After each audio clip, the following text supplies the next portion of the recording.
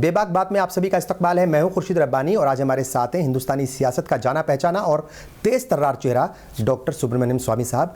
BJP के senior leader हैं और बहुत सारे मैदानात में एक्टिव रहते हैं। हिंदुस्तान की सियासत कैसी चल रही है, राम मंदिर का इशू क्या है और जो इलेक्शन हो रहे हैं अलग अलग जगहों पर, खासतौर से गुजरात में, उसको लेकर के इनके क्या ख्यालात हैं, जीएसटी नोटबंदी पर क्या कुछ सोचते हैं, इन तमाम मसलों पर बात करने के लिए हमारे साथ हैं डॉक्टर सुब्रमण्यम स्वामी साहब। सर इस्तकबाल, स्वागत, कैसे हैं आप? अच्छा है। गुजरात में इलेक्शन हो रहे हैं और आप यहाँ मतलब क्या अभी तक गए क्यों नहीं? देखो, ज़रूरत ही नहीं है, सबको पता है कि मेरे विचार क्या हैं। मैं तो वैसे गुजरात का दामाद हूँ, मेरी पत्नी गुजरात से ही है। जी हाँ। तो सबको पता है 2012 में जब असेंबली इलेक्शन हुई तो मैं 3 महीने वहाँ बैठ गया था सूरत में और अन्य जगह और राजकोट सब जगह गया था। और गुजरात में इमरजेंसी काल से हमारी बहुत घनिष्ठ रिश्ता रही है राजनीति में। अभी वहाँ जाकर क्या करें, जो मैं टेलीविज़न के ज़रिए, अखबारों के ज़रिए जो मैं विचार के ज़रिए और ट्विटर के, हाँ ट्विटर भी पढ़ा जाता है आजकल। जी हाँ। पब्लिक को मेरे विचार पहुँच जाते हैं। लोग जानते हैं कि मैं राम मंदिर के लिए प्रयास कर रहा हूँ, लोग जानते हैं मैं भ्रष्टाचार के विरुद्ध में लड़ रहा हूँ, तो मुझे जाकर प्रचार करने की ज़रूरत नहीं है। लेकिन ज़रूरत थी सर आपकी वहाँ पर, आप वहाँ पर होते तो और ज़्यादा अच्छी बात होती। इन माध्यमों से आपकी बात जाती है, सही है, लेकिन खुद आप लोगों के बीच होते तो ज़्यादा बेहतर होता। देखिए, वो तो पार्टी को तय करना चाहिए। अमित शाह ने लिस्ट बनाई, उसमें यदि मुझे पूछते तो मुझे तो ज़रूर इतना पूछा गया कि आप बहुत कीन है आने के लिए। मैंने कहा कि मुझे कोर्ट में केसेस हैं, मुझे दिल्ली में रहना है, अन्य जगहों में मैंने 3-3 महीने पहले से मैंने माना है, तो आते जाते ही कर सकता हूँ, वहाँ बैठ नहीं सकता हूँ। फिर उन्होंने फुल टाइम जो है वहाँ पर नहीं दे सकते थे या मतलब? हाँ, बहुत कम टाइम दे सकता हूँ और वैसे भी मेरे विचारों को सब जानते हैं गुजरात में। ये बताइए साहब, थोड़ा सा मुश्किल लग रहा है आपको यहाँ बैठ करके, जब आप देखते होंगे, एनालिसिस करते होंगे गुजरात इलेक्शन को? अमित शाह वहाँ पर हैं, डोर टू डोर कैंपेन कर रहे हैं, प्राइम मिनिस्टर वहाँ पर गए हैं और कह रहे हैं कि मैं इस प्रदेश का, इस मिट्टी का बेटा हूँ, तो यहाँ पर आकर के कोई बाहर से कोई कैसे बोल सकता है? किस तरीके से लग रहा है? थोड़ा जूझती हुई नजर आ रही है क्या बीजेपी? मैं समझता हूँ कि जैसे उत्तर प्रदेश में आज एक नया चेतना जगी है वहाँ की पब्लिक में, हिंदुस्तान में सारी जगहों में, जहाँ हिंदू जात के ऊपर उठकर वोट देने के लिए तैयार है, हिंदू के लिए, जो हिंदू की रक्षा करेगा। तो उस दृष्टि से मैं समझता हूँ, और हमारी जीत भी उस समय उसी पैटर्न पे हुई थी 15-20 साल के पहले। तो उसमें हम मेजॉरिटी तो मिल जाएगी, परंतु मेजॉरिटी पिछले बार से कम होगा तो फिर एक सवाल आएगा उसमें कि मेजॉरिटी कितने हैं। वो कहते हैं 150। अभी तो शुरू ही हुआ है कैंपेन और रोज़ कांग्रेस कोई गलती कर रही है। अभी वो एयरफोर्स में चीफ फाली माजर ने कह दिया कि हम स्टिंग ऑपरेशन करने के लिए तैयार थे, सर्जिकल स्ट्राइक करने वाले थे। हाँ, बट ये माना नहीं इन लोगों ने। तो कई ऐसी चीज़ें हैं जहाँ कांग्रेस को दिखाई पड़ रहा है कि वो राष्ट्रवादी नहीं है, तो ये इसका तो फ़र्क पड़ता है गुजरात में सबसे। अभी सर आपने कहा कि ये हिंदुत्व की एक नई भावना उठी है और जो हिंदुत्व की रक्षा करेगा या हिंदुओं की रक्षा करेगा उसको जो है मेजॉरिटी मिलेगी या उसके सर सेहरा बंधेगा। जी। तो अगर हम बात करें तो क्या राहुल गांधी हिंदू नहीं है? क्या लालू यादव हिंदू नहीं है? नीतीश कुमार जो है वो अब आपके साथी हो गए, वो हिंदू नहीं थे? या फिर जो है वो अखिलेश यादव हिंदू नहीं थे? ये जितने भी नेता हैं, मतलब, या ममता बनर्जी हिंदू नहीं है? मतलब ये ऐसी क्या नई चीज़ आ गई है कि भाई जो हिंदुओं की रक्षा करेगा, और 85% को बाकी 15% से कैसे डर हो सकता है? देखिए, हिंदू तो 80% हैं और मेजॉरिटी पाने के लिए हम 31% में मेजॉरिटी पा ली पिछले बार। और हिंदू माने आपकी पूजा करने की तरीका, आप राम को मानते नहीं मानते, ये सवाल नहीं है। हिंदू है जो अपनी संस्कृति के लिए जो बोलेगा। संस्कृत भाषा को उपेक्षा की गई थी जवाहरलाल नेहरू के टाइम से, ये ना आए इसके लिए बड़ी प्रयास हुई, यद्यपि हमारे कॉन्स्टिट्यूशन में लिखा है। और त्यौहार को बड़ी ज़ोर शोर से मनाने में राम मंदिर बनाने का एक मुद्दा है जो किसी और ने नहीं उठाया, हम लोगों ने उठाया, और बड़ा प्रिय विषय है हिंदुओं के लिए। तो ऐसे चीज़ों में एक फ़र्क दिखता है कि मैं हिंदू हूँ और या वो ममता सॉफ्ट हिंदुत्व बनर्जी की तरफ चल रहे हैं, आप कट्टर हिंदुत्ववाद की तरफ चलते हैं। ये नहीं, सॉफ्ट हिंदुत्व भी नहीं है वो तो। क्योंकि अभी राहुल गांधी अगर मंदिर जा रहे हैं गुजरात में, तो उनके मंदिर जाने पर ऐतराज हो गया साहब कि ये मंदिर क्यों जा रहे हैं। मतलब आप मंदिर की बात कर लें तो ठीक, वो मंदिर जाए तो गलत, ये क्या है? मैं ये कहता हूँ कि नहीं, पार्टी की तरफ से भी मैं कह रहा हूँ कि हम ये जानने चाहते हैं कि आप अपने को हिंदू मानते हैं तो कहते क्यों नहीं हो, शिव भक्त कहते हो, ये क्या होता है? और मैं जानता हूँ कि उनके घर में 10 जनपद में सारी परिवार इकट्ठे होकर चर्च, वहाँ एक छोटी सी चर्च बनी है 10 जनपद में। वहाँ रविवार को एक मलयाली कैथोलिक प्रीस्ट आता है। तो जब उनकी जो रहन सहन है, ये खाने की है और सारी जो व्यवहार है और संस्कृति, मैं कह सकता हूँ वो विदेशी है, और इसीलिए उनको हिंदू मानना आसान नहीं है। नहीं, हिंदू मानेंगे ही नहीं, आसान नहीं है कि हिंदू होना पर्याप्त नहीं है। अच्छा। जयचंद भी हिंदू था, परंतु उसने मोहम्मद गौरी को साथ दिया। गोडसे भी हिंदू था, परंतु उसने महात्मा गांधी की हत्या की और जवाहरलाल नेहरू को सर्वसर्व बना दिया हमारी राजनीति में, जिससे हिंदुओं के लिए बड़ी नुकसान हुई। हाँ, लेकिन कई लोग जो है गोडसे का मंदिर बनाने की बात कर रहे हैं, तो हम लोग उसमें नहीं, उस पर ज़्यादा नहीं पड़ते। हम उनके विरोध में हैं। हम तो कहते हैं गोडसे ने जवाहरलाल नेहरू को सबसे ज़्यादा मदद की। यदि उसकी इच्छा नहीं होगी, उसकी लक्ष्य नहीं होगी, लेकिन तो परिणाम हाँ, उसकी रिजल्ट जो है वो यही था। गुजरात में हम देख रहे हैं कि राहुल गांधी यंग हैं, हार्दिक पटेल हैं और क्या नाम है, जिग्नेश हैं, अल्पेश हैं। ये जो 3-4 नौजवान इकट्ठा हो गए हैं, ऐसा लग रहा है, मतलब लोग ये कह रहे हैं, परसेप्शन ऐसा है कि अमित शाह और मोदी डर गए हैं, इसीलिए जो है वहाँ पर ऐसी बातें कर रहे हैं। तो स्वामी जी कैसे इन बातों को ले रहे हैं? सवाल ये है कि हमारे देश में शुरू से हमने कभी युवा प्राउड या जो वायुवृद्ध या जो उम्र में ज़्यादा हैं, उम्र दराज, हाँ, उनको उनमें हमने फ़र्क नहीं किया। हमने अनुभव ज्ञानी लोगों को वही हैं जिनकी उम्र ज़्यादा है, और युवा उनमें से सीखना चाहिए, शिष्या होना चाहिए, गुरु को मानना चाहिए, इस प्रकार की। जब महाभारत हुई थी तो भीष्माचार्य जब गए थे तो युद्ध में, तो वो 118 साल के थे। तो हमारे प्राचीन काल में ये कभी विभाजन नहीं था। ठीक है आपकी बात, लेकिन कुछ फ़र्क महसूस हुआ राहुल गांधी की जो सियासत है या जो सियासत करने का तौर तरीका है? लोग कह रहे हैं थोड़े से मैच्योर हो गए हैं, बोलना आ गया है, बोलना सीख गए हैं। नहीं, वो जो बोलते हैं अभी भी वैसे ही है। अच्छा, आपको कोई ज़्यादा महसूस नहीं दे रहा? फर्क नहीं है, वो अकल की बात नहीं करते। अच्छा, आपको लगता है कि मतलब थोड़ा मैच्योरिटी आनी चाहिए और वो तजुर्बे से ही आती है? मैच्योरिटी नहीं आएगी, देखिए जब तक पढ़ाई नहीं है या मैदान में मेहनत, जैसे नरेंद्र मोदी को कॉलेज डिग्री तो है, लेकिन उन्होंने मैदान में, हाँ, वो उसको तजुर्बा ही कहते हैं, ज़मीनी हकीकत जानते हैं, अनुभव या तजुर्बा, वही है, तजुर्बा है। और उसने फिर चीफ मिनिस्टर बन के अनुभव भी और भी तजुर्बा पाकर फिर दिल्ली आए। ये तो पैराशूट करके आए। इनका जो इलेक्शन हो रहा है, कितना हास्यास्पद इलेक्शन हो रहा है। माँ बेटे के नाम देती है और किसी और खड़ा नहीं होता और यूनानिमस होता है, और सिर्फ दिखाने के लिए वो एक इलेक्शन का ऐलान करते हैं। तो मैं नहीं समझता हूँ कि ऐसे व्यक्ति कभी देश के लिए कुछ कर सकते हैं। जब तक वो संघर्ष में नहीं होते हैं, मुश्किल हालात में खड़े होकर आते हैं। ये तो जब भी चुनाव ख़त्म होने के बाद, हारने के बाद लंदन चले जाता नाइट क्लब में, वहीं पाया जाता है। हमारी रिपोर्ट्स आते हैं वहाँ एम्बेसी से। तो ऐसे व्यक्ति कभी इस देश में, आप भी बारीक निगाह रखते हैं राहुल गांधी के ऊपर, वो क्या कर रहे हैं? मैं तो जरूर करता हूँ। तो उसकी जो नागरिकता है, जो सिटीजनशिप है, उसका भी मैंने निकाल के दिया। अभी तक उसने जवाब नहीं दिया उसका।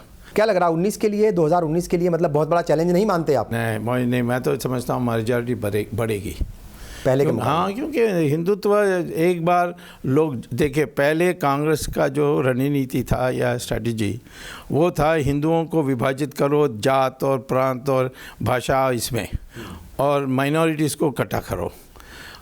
अब उल्टा हो गया, हिंदुओं को ज़्यादा इकट्ठे होने लगे, जात के ऊपर उठकर वोट डालने लगे। माइनॉरिटीज़ में, ख़ासतौर पर मुस्लिम में, ये महिला अब अलग हो गए। जैसे यूपी में सुन्नी का हो गया है, सुन्नियों में भी हो गया कि ये देवबंदी है, बरेलवी है। और इसके ऊपर आप पिछले कई दिनों से, मतलब इसके ऊपर आप पिछले कई सालों से काम कर रहे हैं कि मुसलमानों को बांटो और जो है मतलब हिंदुओं को इकट्ठा करो, हिंदुओं को इकट्ठा करो और माइनॉरिटीज़ को बांटो। क्यों? नहीं भाई, चुनाव जिनमें रणनीति वो उल्टा कर रहे हैं, हम उल्टा कर आप रहे भी हैं। वैसा ही करेंगे? नहीं, हम वैसे ही नहीं कर रहे हैं, हम बिल्कुल उसकी विपरीत कर रहे हैं। वो हिंदुओं को बांटने में लेकिन लगे, कामयाबी तो मिली आपको भी, कामयाबी तो मिली आपको। मिली है और मिलता अब तो लंबे काल के लिए मिलेगी। बहुत सारे बयान आते हैं साहब आपके, एक के बाद एक, कई बार कंट्रोवर्सी भी पैदा होती है अलग अलग इश्यूज़ के ऊपर। लोग ऐसा कहते हैं कि बीजेपी को जब डॉक्टर सुब्रमण्यम स्वामी को इस्तेमाल करना होता है तो उनको इशारा होता है कि आप कोई बयान दे दीजिए, ऐसा है क्या? नहीं, मैं बीजेपी को इस्तेमाल करता हूँ, वो मुझे नहीं इस्तेमाल करते। लेकिन नहीं इस्तेमाल कर पा रहे हैं वो आपका अभी सही से? नहीं, मैं तो कभी कोई इस्तेमाल अभी तक मेरा करा नहीं। मैं जो विचार बोलता हूँ, क्योंकि जो आपका जहन है, जो आपकी स्टडी है, जो आपको जानकारी है, ज्ञान है, उसका सही इस्तेमाल नहीं हो रहा है। नहीं, वो उसका दूसरी बात है। मैं तो कहता हूँ जो मैं कहता हूँ वही बीजेपी करती है, तो मुझे आप पहले इस्तेमाल, कहते हैं बीजेपी बाद में करती है। हाँ, तो इसीलिए इस्तेमाल का सवाल नहीं है। आप ये कह सकते हैं मुझे जो पद देना चाहिए था, मिनिस्टरशिप देना चाहिए, वो नहीं दिया, तो मेरा क्या नुकसान होता है उसे? मैं तो आज भी दिल्ली में देश भर में घूमता हूँ, हमारे नंबर 2 लोकप्रियता में सब लोग मानते हैं पार्टी में। जो आम सभा और आम पब्लिक की जो आकर्षण, यानी जो एक्सेप्टेंस है, यानी मान्यता है, वो नंबर 2 में हम हमारी बिल्कुल है। हाँ, तो ट्विटर में भी बहुत ज़बरदस्त सपोर्ट है, युवा वर्ग में सबसे ज़्यादा सपोर्ट है, तो इसीलिए मिनिस्टर तो नहीं बनाया गया आपको। हाँ। थोड़ा मलाल होता है कई बार कि मतलब बनना चाहिए था। देखिए, ये तो एक फिलॉसफी का है, जिसको कहते हैं एक अपना दृष्टिकोण, अपने दूर देखने की। हमारी सिद्धांत यह है कि जब मुझे मिनिस्टर बनना कोई नहीं रोक सकता, और इसीलिए उसके पीछे नहीं जाना है। और मेरे 2 बार या 3 बार जो मिनिस्टर बना, मिनिस्टर रैंक मुझे मिली, वो मुझे पूछे बिना मिली। मैंने कभी मांगा नहीं, चाहा नहीं, वो आ गया। तो सिद्धांत यानी हमारी सोच ऐसी ही है कि मुझे तो अपना कर्म करना है, अपना काम करना है, और जब मुझे कुछ मिलना है वो ऑटोमेटिकली आ जाएगी। यही गीता में भी भगवान कृष्ण ने कहा है। तो वही उस फिलॉसफी चलता हूं, इसलिए मुझे कोई दुख नहीं होता। नुकसान होता है जिन लोगों को हमारे विद्या, हमारी शिक्षा, हमारी तजुर्बा, उसका फ़ायदा नहीं उठा सकते।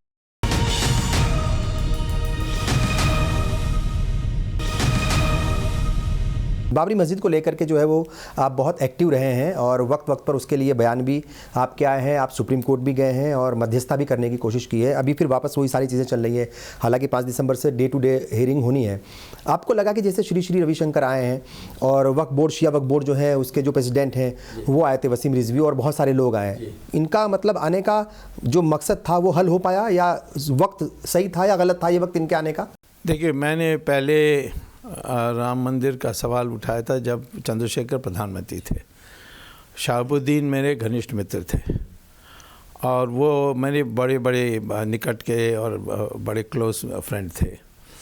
वो बाबरी मस्जिद के एक्शन कमेटी के चेयरमैन थे।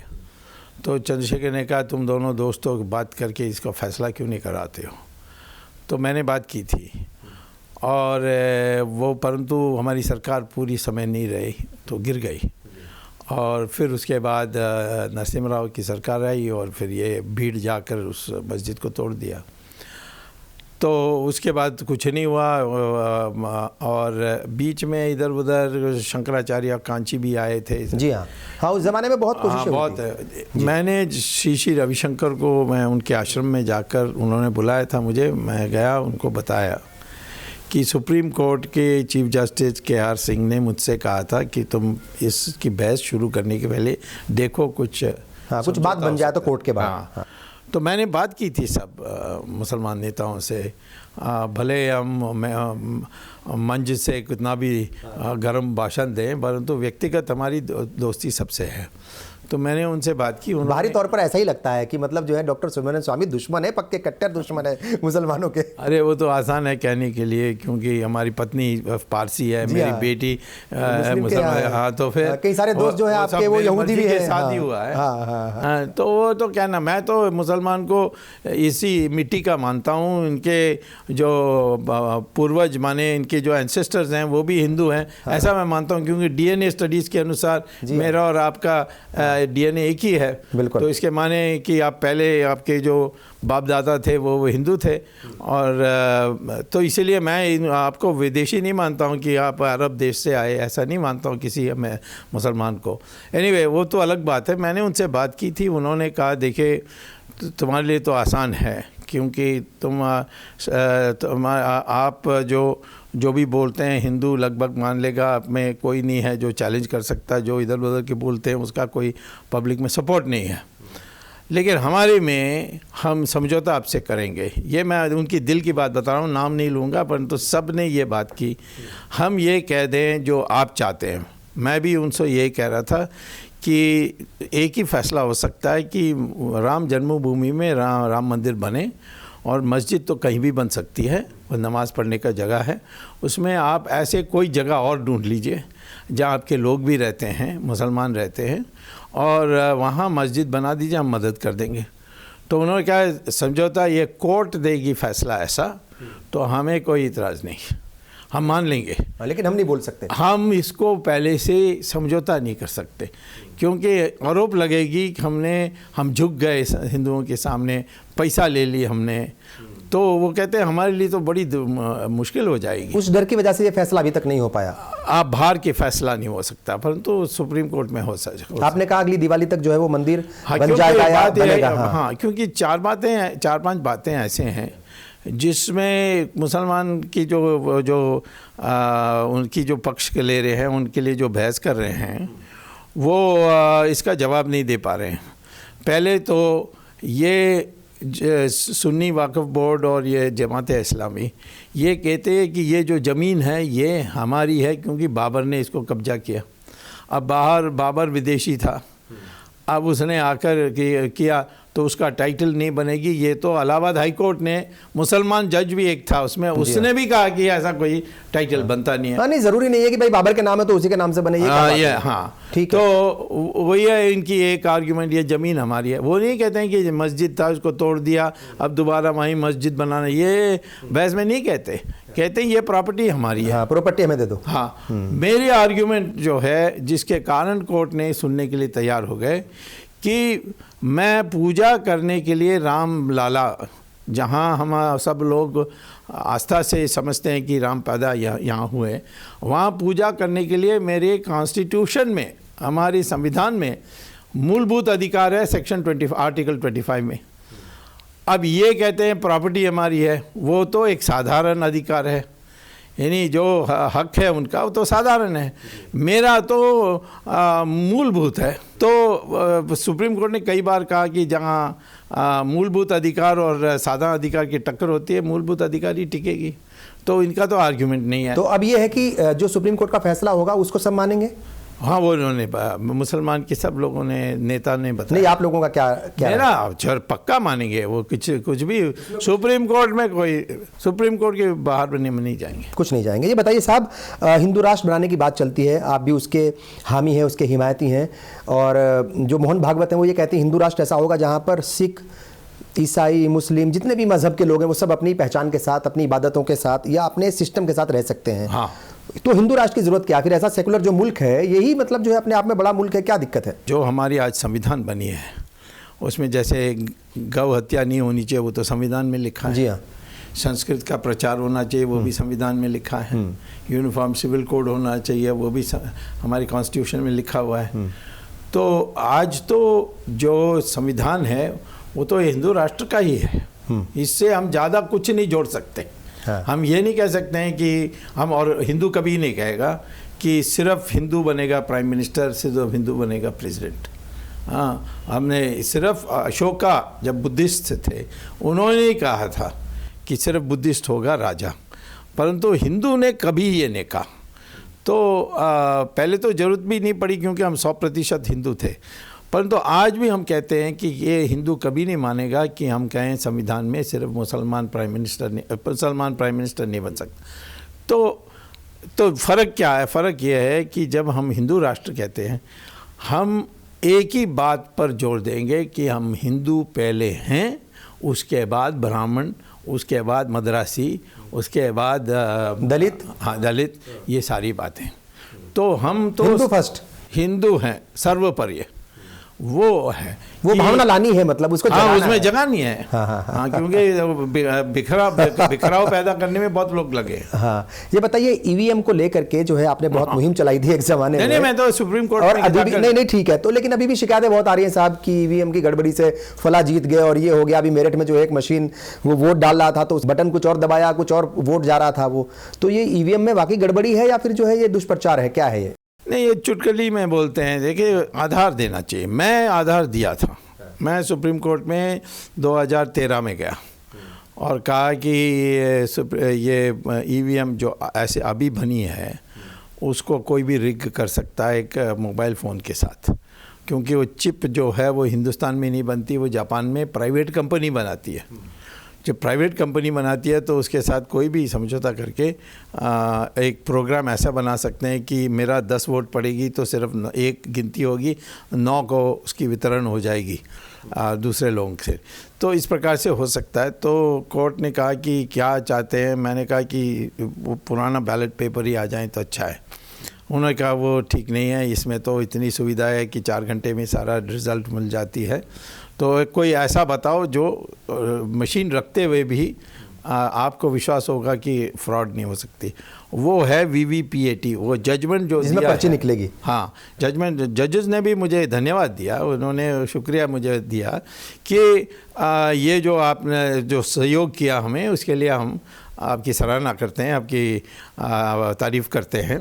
मैंने ये कहा कि बटन दबाते समय एक टेलीविज़न स्क्रीन होनी चाहिए, उसमें दिखना चाहिए किसको वोट दिया, और फिर एक स्लिप आनी चाहिए। उसको आप लेकर बाहर नहीं जा सकते क्योंकि गुंडे बदमाश आपको पकड़ेंगे कि हमने इतना पैसा दिया, दिखाओ। हाँ, तो वो स्लिप एक डब्बा में गिरेगा, उस डब्बा को सील करके रखेंगे और कभी कोई विवाद हो जाएगा, कोई कंट्रोवर्सी हो जाएगी तो ये डब्बा को खोल के गिनती होगी। अभी तो वही मशीन को दोबारा चलाते हैं। जो फ्रॉड बनी है मशीन, वही फ्रॉड मशीन दोबारा चलेगी। तो इसीलिए इसके बाद मुझे पूरा विश्वास है कि अब रिग नहीं कर सकते, अब नहीं कर सकते। ये बताइए साहब कि बहुत सारी चीज़ें चल रही हैं इस मुल्क में। गौ हत्या के नाम पर जो है वो लोगों की हत्याएं हो जाती हैं, एक के बाद एक केस आते हैं ऐसे। लोग ट्रेन में जा रहे हैं, देखा कि दाढ़ी टोपी वाला है तो उसको मार देते हैं, उसको पीटना शुरू कर देते हैं। लव जिहाद का भी एक जिक्र आता है। लव में कैसा जिहाद हो सकता है, ये भी बड़ा सवाल है। तो ये जो सब चीज़ें हैं ये मुल्क का माहौल ख़राब करती हैं और मुल्क की जो तरक्की है, जो रेस है, जो रफ्तार है, उसको कम कर देती हैं। आप मानते हैं ऐसा, ये सब चीज़ें नहीं होनी चाहिए? बिल्कुल नहीं होनी चाहिए। इसमें तो कानून व्यवस्था के यानी कमज़ोरी दिखती है और सरकार की कमज़ोरी दिखेगी। तो इसीलिए जो भी पकड़ में आएगा उसको सज़ा मिलनी चाहिए। पर कभी कभी खबर ऐसे आते हैं जो बाद में जब पता लगता है वो दूसरी खबर है। माने जैसे बहादुरगढ़ में कहा कि दलितों के परिवार को घर के अंदर जला दिया। उनको क्या हुआ था कि एक दलित परिवार में विभाजन हो गई थी प्रॉपर्टी इश्यू पर, तो एक ने दूसरे को। वो तो ठीक है साहब, लेकिन जो ट्रेन में जा रहा है उसका क्या प्रॉपर्टी का विभाजन है? नहीं, मैं अभी पिछले हफ्ते ही मैं कैसे कह रहा हूँ, मैं कहाँ कह रहा हूँ, मैं कह रहा हूँ उसको तुरंत कार्रवाई करनी चाहिए। नहीं होगी तो फिर PIL लगानी चाहिए। ये सारे जो तो सर PIL आप क्यों नहीं लगाते? उसके लिए तो आप जो है माहिर हैं, मतलब हिंदुस्तान में सबसे बड़ा नाम है डॉक्टर सुब्रमण्यम स्वामी PIL के लिए। मैंने ठीक है, मैं दूसरे से अच्छा करता हूँ, परंतु मेरे से दूसरे से एक में फ़र्क नहीं है, वो है 24 घंटे के समय। हाँ, एक दिन में 24 घंटे हैं, उससे मैं कितने लूँगा? मैं तो सिर्फ ये भी कर दीजिए ना साहब, इतने बड़े बड़े काम आपने किए, ये भी कर दीजिए। मुझे पार्लियामेंट देखना है, मुझे देश में दौरा करना है, मुझे अर्थशास्त्र में लेक्चर देना है, और उसके अतिरिक्त ये मैंने 2G में किया। और कभी कभी ट्विटर पे अर्थशास्त्र के मामले पर, नोटबंदी के मामले पर या GST के मामले पर कभी कभी जो है फाइनेंस मिनिस्टर से भी लड़ना है। आलोचना की है मैंने, प्रधानमंत्री को चिट्ठी लिखी है और सारी बातें सही हो गई। मैंने कहा ये वो GSTN जो है सेपरेट बॉडी, GST नहीं, GST नेटवर्क, वो है सारी जो आंकड़े हैं उसको इकट्ठा करके फिर उसको डेटा प्रोसेसिंग करके फिर डिसाइड करती है कि कौन से प्रांत सूबे को कितना मिलनी चाहिए, किस स्टेट को कितना मिलनी चाहिए, ये तय करने वाला। ये प्रोग्राम ही तैयार नहीं है। मैंने कहा जल्दी की गई थी। अब बिल्कुल, और इसमें कई चीज़ें हैं जो इसमें एक ही रेट होना चाहिए था, नहीं कि कहीं 18% कहीं 3%, ये कुछ भी 12, 15, 16 जो भी होना था वो एक ही होना चाहिए था। इसकी जो बात होती है अरुण जेटली जी से, मतलब कोई मनमुटाव तो नहीं है? अरुण जेटली से क्या बात करूंगा, उसको इकोनॉमिक्स तो पता नहीं है, मुझे इकोनॉमिक्स मतलब मनमुटाव है दोनों तरफ से? मनमुटाव है नहीं, वो मनमुटाव क्या बात करने की कोई जरूरत ही नहीं है ना। मैं तो अब मेंबर ऑफ पार्लियामेंट हूँ, प्राइम मिनिस्टर को लिख दूंगा। बिल्कुल। ये बताइए, वो तो कार्रवाई करते हैं। वैसे ही कुछ मनमुटाव जो है गांधी फैमिली से भी है, ये दूर होगा कभी कि नहीं होगा? ये कभी नहीं हो सकता। क्यों? ऐसे राजीव गांधी के साथ मेरी बड़ी घनिष्ठ दोस्ती थी, मैं दोनों भाई जैसे थे, रोज़ मिलते थे, और हमारे कहने पर उन्होंने चंद्रशेखर को प्रधानमंत्री भी बनाया था, वीपी सिंह सरकार को गिराया था। वो दूसरे सरकार बनाने में और गिराने में तो बड़े माहिर हैं साहब। आपने जो है वो एक वोट से गिरा दी थी वाजपेयी की हुकूमत है। तो ये तो कला है, ये कोई साधारण चीज़ है, सब कर सकते हैं। बिल्कुल नहीं है, बिल्कुल नहीं सब करने कोई नहीं। और 1975 में रूप बदल करके, भेष बदल करके किस तरीके से उस वक्त जो है आपने पूरी सरकार को दौड़ाया था। फरार था तब भी वो पकड़ नहीं सके, नहीं पकड़ पाए। जिसको पहचानते नहीं थे वॉच एंड वॉच स्टाफ, वो उसको अंदर आने नहीं देते थे। तो फिर क्या बने थे आप? मैं यही ऐसे जैसे आज आपके सामने बैठा हूँ, उसी कुर्ता पजामा में गया और बाहर आया। उससे लंबी कहानी है तो उसको अभी नहीं बता सकता। बट मैं ये कहता हूँ कि हम लोगों को वो साहस होनी चाहिए। वो अब राजनीति में आए सिर्फ मिनिस्टर बनने के लिए नहीं आए, कुछ बन के दिखाना करके। हमने कितने चीज़ें की है। मैंने चाइना के साथ रिश्ता दिया, कैलाश मानसरोवर खुलवा दिया, राम सेतु को बचा दिया, क्या नहीं किया मैंने। तो वही याद रखेंगे लोग, पब्लिक आफ्टरवर्ड्स। मंत्रियों को नहीं याद रखेंगे। आगे की क्या प्लानिंग है साहब? आगे क्या योजना है, मतलब मिनिस्टर बनना है या क्या है, मतलब क्या जहन में क्या है? वो जब आना है आ जाएगा, कोई नहीं रोक सकता। उसके लिए मैं प्रयास नहीं करूँगा, बट इतना ज़रूर कहूँगा कि इस दिवाली, आगे आने वाली दिवाली तक राम मंदिर की बनने की शुरुआत हो जाए, और जो गर्भगृह कहते हैं जहाँ राम पैदा हुए, जिस वहाँ पूजा दिवाली के टाइम पर पूजा करने के लिए व्यवस्था हो जाए, वो आज मेरा लक्ष्य है। और 4-5 बड़े लोग कांग्रेस को जेल भेजना है भ्रष्टाचार में, वो है। ये दो है। अब मंत्री बने ना बने ये तो वो लक्ष्य नहीं है, वो होना ही भी नहीं है। मेरा सिद्धांत ऐसे ही है, मेरा मज़हब भी ऐसे ही कहती है कि तुम अपना कर्म करो और जो फल है वो अपने आप आएगी। और कृष्ण भगवान कहता है मैं तय करूँगा कब मिलना है। बिल्कुल तो ठीक। इसीलिए हमें कोई इस पर टेंशन नहीं है कि नहीं है। हमसे बात की बहुत बहुत शुक्रिया सर, बहुत अच्छा लगा आपसे बात करके। डॉक्टर सुब्रमण्यम स्वामी बेबाकी से बात कहने के लिए पहचाने जाते हैं, तेज तर्रार नेता हैं, सब जानते हैं, बहुत सारे काम किए हैं, लेकिन अब बहुत ज़्यादा काम करने की इनकी जो है, मतलब अगर खुद के लिए बहुत ज़्यादा काम नहीं करना, मुल्क के लिए काम करना है, राम मंदिर बन जाए, ये इनकी सबसे बड़ी चाहत है, इच्छा है। और जो भ्रष्टाचारी लीडर्स हैं वो जेलों के अंदर हों, लेकिन इस सब के बीच एक बड़ी बात यह है कि ये मुल्क के अंदर सलामती चाहते हैं, भाईचारा चाहते हैं, ये चाहते हैं कि सब लोग मिलजुल करके रहें, लड़ाई झगड़े ना हों। बेबाक बात आप सबने देखा, आप सबका बहुत बहुत शुक्रिया। आदाब।